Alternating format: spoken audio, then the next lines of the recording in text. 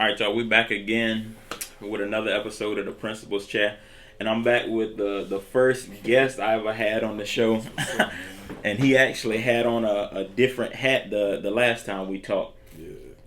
He had on his career development facilitator hat, but today he's gonna put on his coaching hat.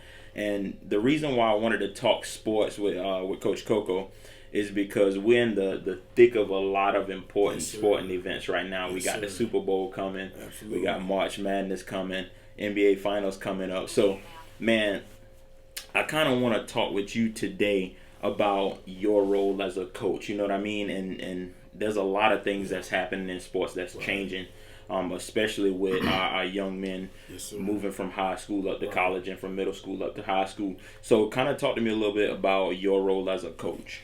You know, your role now as a coach, and Mr. Aker, you know this because you probably had a coach to where he was more than just a football or basketball coach. So now, now coaching, man, and it's just a responsibility that now you have to take on as being a coach. You're going to have to be more to that kid because you may be the only, father figure or positive male role model that young man or young lady have in their life. So the responsibility now of a coach is much bigger. The requirement for you embedding in the whole child, from academics, sports, and just basically making sure that that child, that athlete, is in a good mental state of health. Oh yeah, right, all right. And when you say mental health, there's a lot of kids now who, man, honestly, they can't handle the pressure of defeat. Right. And I say that because I actually had a kid, man, whose mom was real big in his sports, but not really big in his academics. He was a kid who was a star on the field and on the court, but when it came down to his academics, he wasn't as ambitious. Right. So when it comes down to your job as a coach at the high school level, because I know between the both of us, we have several years of coaching experience at both the middle school and the high school level. Right. What is the difference when it comes to a high school student who's looking to move on to college versus a kid who's coming from the middle school up to high school? Okay, I first thought the high school. I mean, when they get to us at high school, it becomes, a lot more.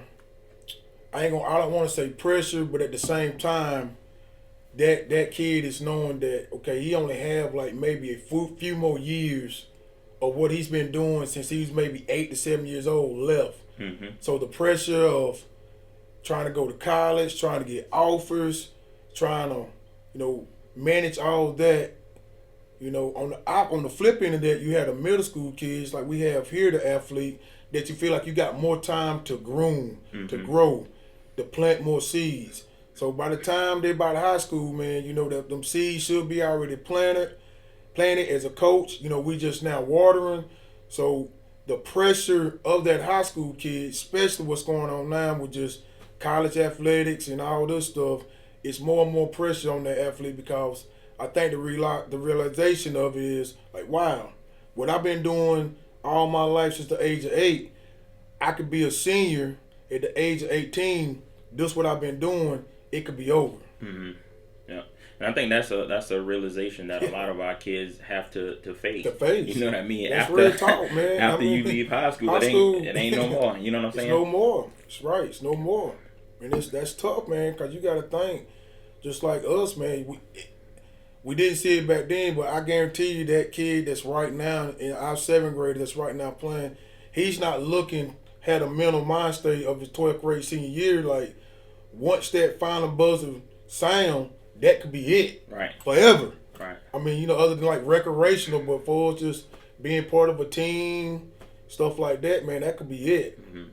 So, and then, what you saying that too, I had a kid too, another kid, real good in the classroom, but wasn't real good on the field, but wanted to play college sports. And then you hear people say all the time, "Oh man, grades! You gotta have the grades. You gotta have the grades." He did, right. I know you go. But didn't really have the skill. How do you handle? And I'll answer this after you answer this because I know you have more experience than me. How do you handle the kid who has the mentality but not really the athletics, because Burns, and you're coach at Burns, Yeah. the world coach. Oh, Yeah. gotta tell them this too, coach. No, you go ahead and tell them, man. Tell them the great news. I just want to just thank all those supporting me through Dish and Fry, but I've been offered a position at Mountain View prep school right up the street here in Spartanburg, and I will be accepting that role as administrative assistant and the first ever in school history, the defensive coordinator. Man, that's big, bro. That's big. And to be hired as one of the first coaches at the school, that means that your name is ringing bells. Yeah, man, and I give all God the glory. Like you say, a lot of these athletes that I'm talking about, I give them a lot of credit, of course, and just had a lot of great coaches as mentors that planted seeds in me to help me get to this point, the next stage of my journey, man. People like you, man, just coming in and just taking a little bit from like everybody, man. So I'm excited about it. It's like one of them things, you're excited, but at the same time you're nervous. But my uncle gave me, when I was going back and forth about the job, my uncle James, he told me about things in the Bible where Paul would go to different churches, he would build them up, then God would have him move on to like other cities to build up other churches. So he said, I know I've been at Burns for like the last 16 years. I'm from here, so I fell into my comfort zone.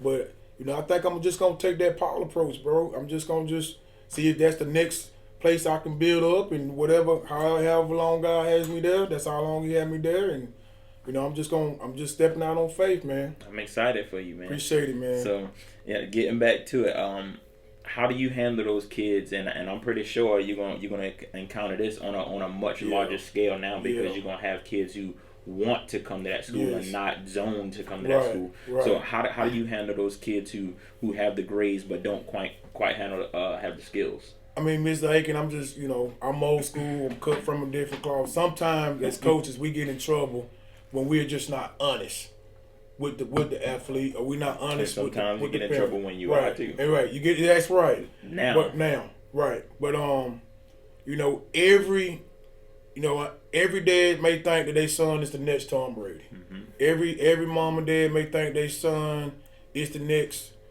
Deion Sanders or whatever. But at the same time, talent, shows, and it just, that's why, I said I told one parent, if that was the case, we wouldn't have first, second, third screens, Mm-hmm. So, just like at Mountain View Prep, Coach Rams, just like at Burns, Coach Shaw, they have to trust us that we're gonna put the best player out there, that's gonna help us win. Cause at the end of the day, regardless of what people say, our job, especially on the high school level, and of course you see in college, is to put the best player that you think is gonna go out there and help you win games.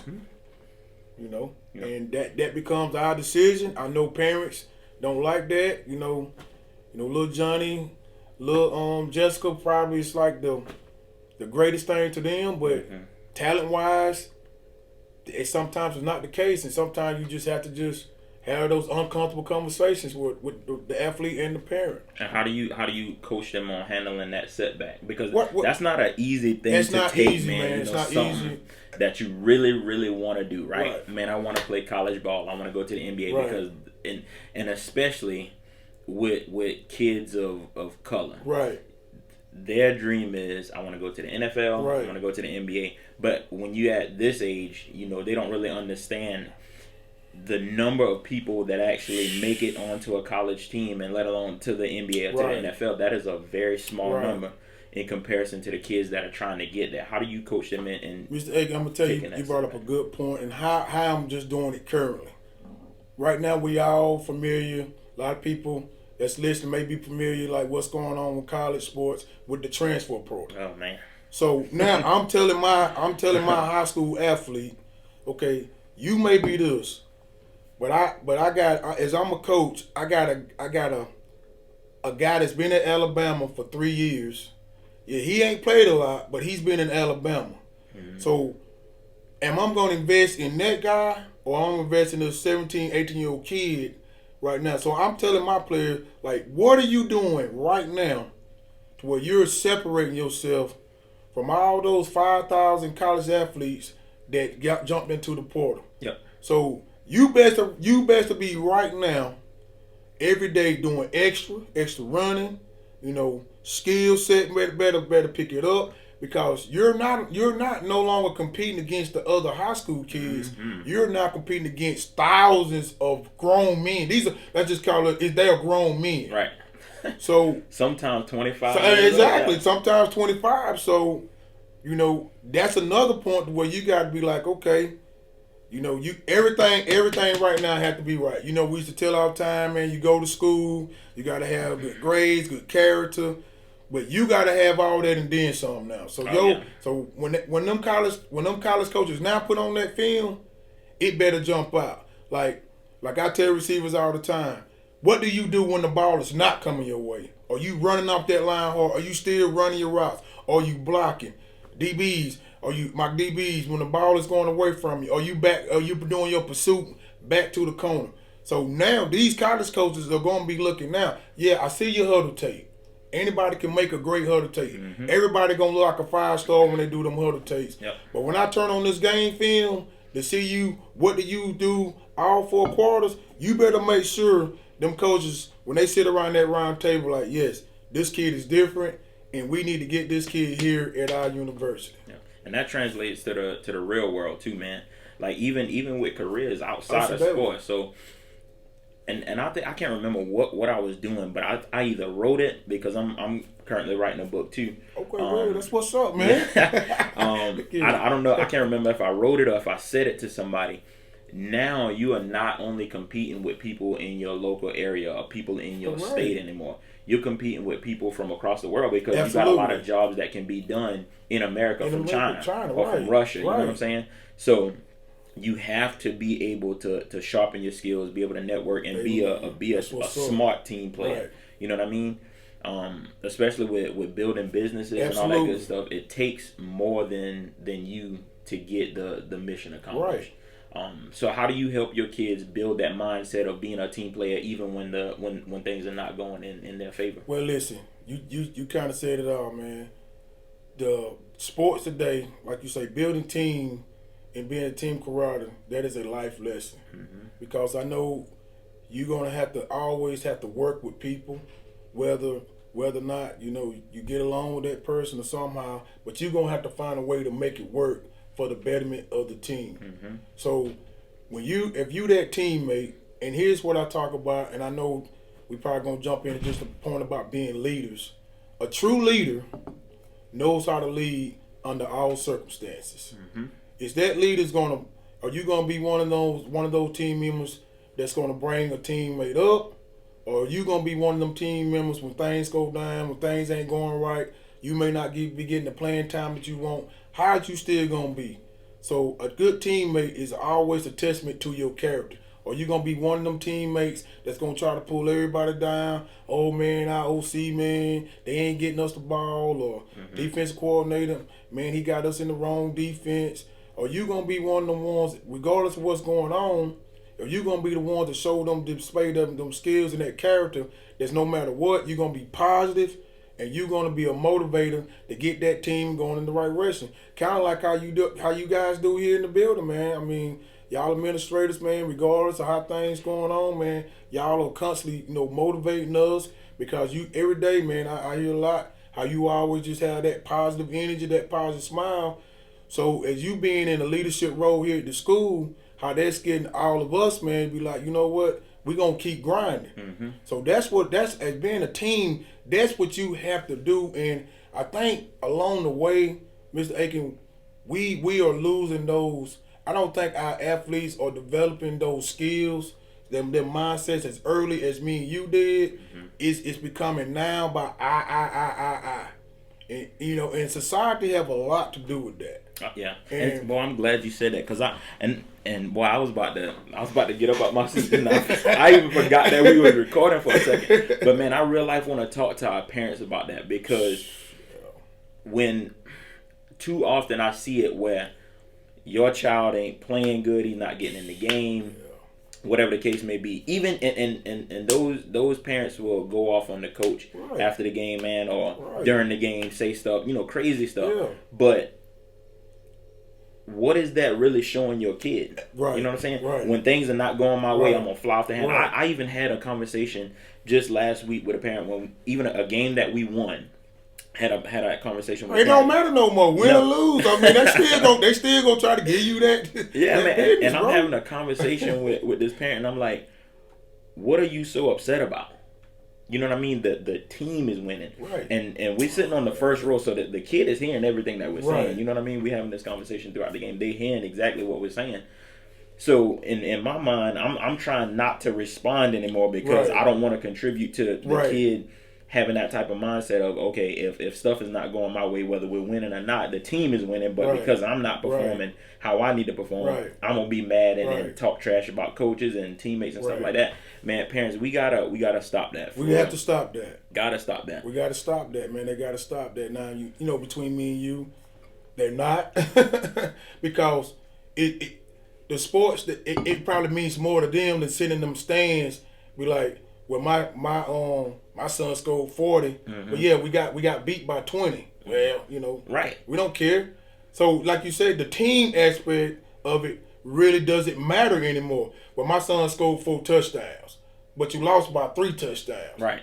So that is just like you said. We have to get to a point to where we stop that because that is really sending the wrong message to the student athlete. Yep. It really is. Yep.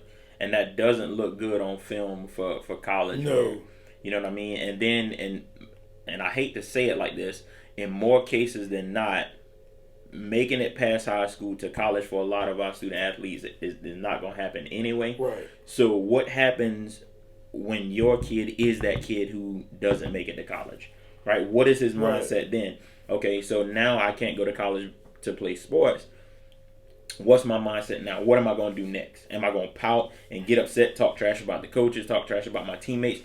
How productive is that? I'm gonna say this straight, and this may upset some of the listeners, but you can't expect that child or that student athlete to have no other mindset other than that, because when he goes onto a job or whatever, because the sports didn't work out, he's still gonna have that same mindset. Mm-hmm. Well, I know a lot of people like that. Well, why such and such, or why you doing this, or why this, why that? That person, that student athlete, gonna always have something to complain about, other than taking accountability and responsibility for yourself, because the parent don't realize, man, that you're not gonna be able to advocate for your child for the rest of their life, whether you think you are or not. Right. So when they get into like the real world, when the real world is not gonna hear no excuses, well, my son, well, I was late. You can hear the parent call, well, my son was late because such and such. No, you fired.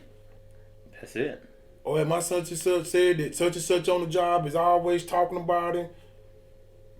Okay, we told such and such, man, to handle it this way, he handled that way. You fired. Yeah, and I feel like now too, like the exposure that our kids have, because if you think about it, right, and I know I was born in the 90s, grew up in the 2000s, and I remember watching, me and my brother, and T gonna see this too. What's up, T?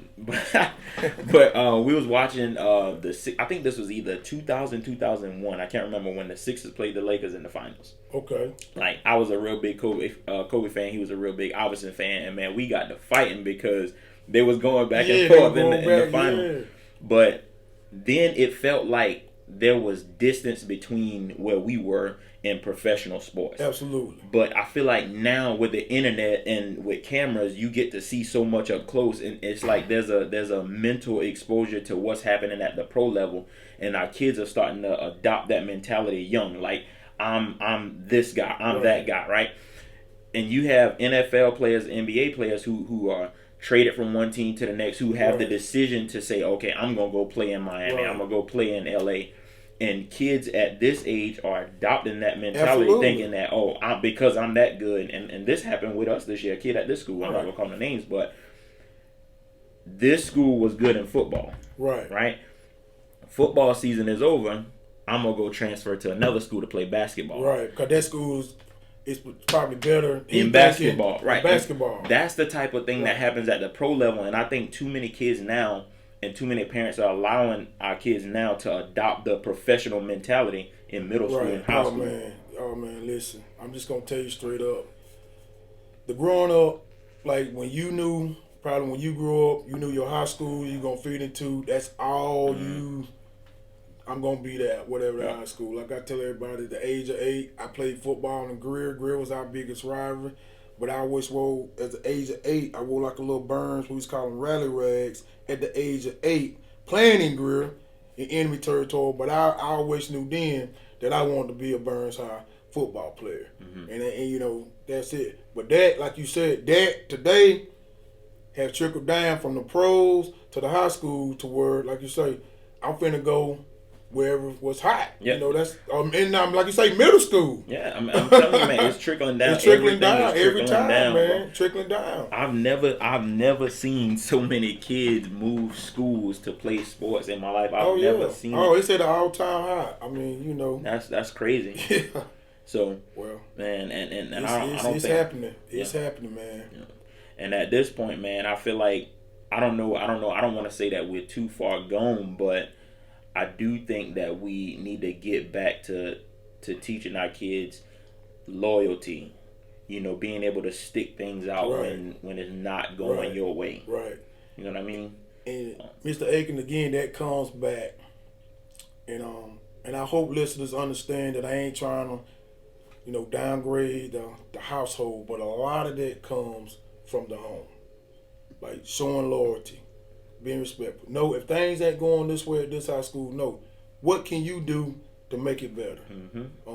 If that coach ain't, you know, and I get it to certain cases, man, it may be a little different. But like you said, man, just because this quarterback down here is throwing like for 4,000-5,000 yards, and my quarterback, you know, is more of a athletic dual threat quarterback. Well, you know, the parent, well, no, we going down. You know what I'm saying? So that's just what's been happening.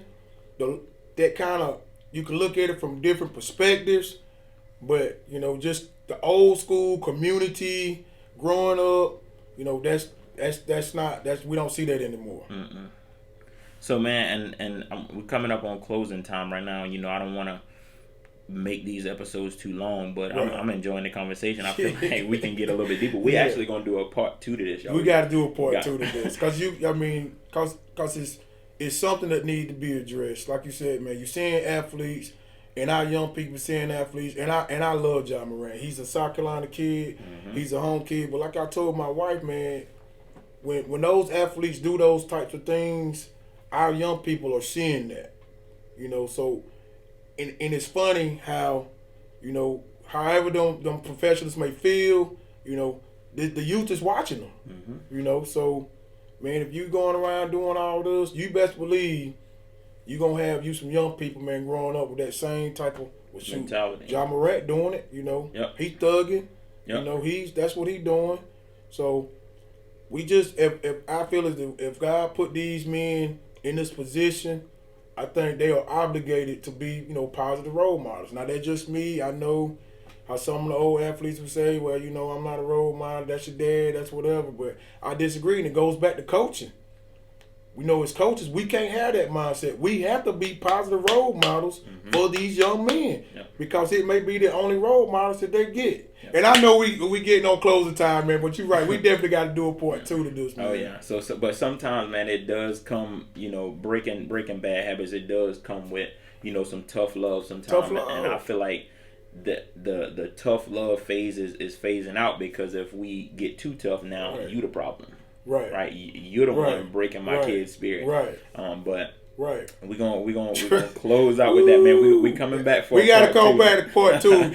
Be sure to check back in for part 2, man. As always, man. Thanks, man, for having me on, man. Yes, sir. We're gonna close with that, y'all. Remember to get in contact with me via my social media.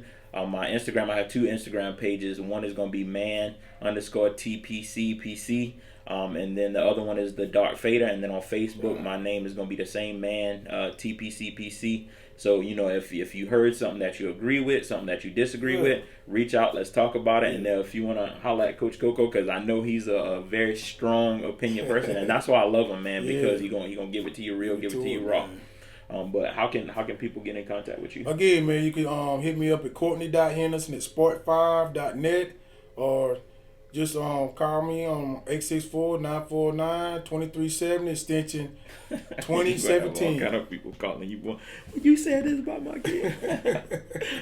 But yeah, what was that? What was the last four numbers again? 2017. 2017. All right, man. We're gonna close with that. Y'all. We'll see y'all back for part 2. Peace.